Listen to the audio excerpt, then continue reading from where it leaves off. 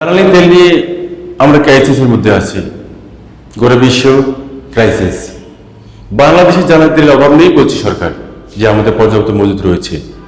কিন্তু আমরা কি করছি?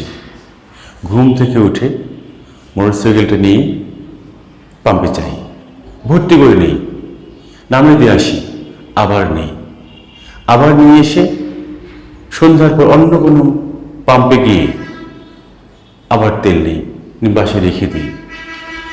পরে এই তেলগুলো 300 টাকা লিটারে বিক্রি করি। এই গল্পটা সত্য নয়, আপনি হয়তো মনে করবেন যে এটা সত্য নয়, এটা সত্য। আমরা এই গল্প খোঁজার জন্য গত 2 দিন থেকে কাজ করেছি এবং তার শতভাগ সত্যতা পেয়েছি।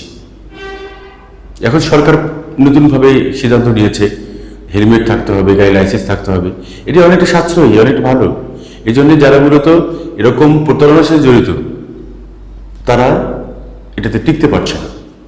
অনেকে পারছে হয়তো 24 সালে, কিন্তু সরকারের এই নির্দেশনাটা যে হেলমেট, গাড়ি লাইসেন্স, ড্রাইভিং লাইসেন্স থাকলে তেল দেওয়া হবে, এটা খুব মানানসই এবং যুক্তিসঙ্গত একটি বিষয়। এ কারণেই আজকে আমি রংপুর শহরের বিভিন্ন জায়গাগুলি দেখেছি, লাইন অনেকটা কমে গেছে। বাঙালি না মরা পর্যন্ত সোজা হবে না। এদেশের শত্রু আপনি, এদেশের শত্রু আমি, আর আমরা নিজেদেরকে নেপথ্যে মনে করি আমরা দেশপ্রেমিক।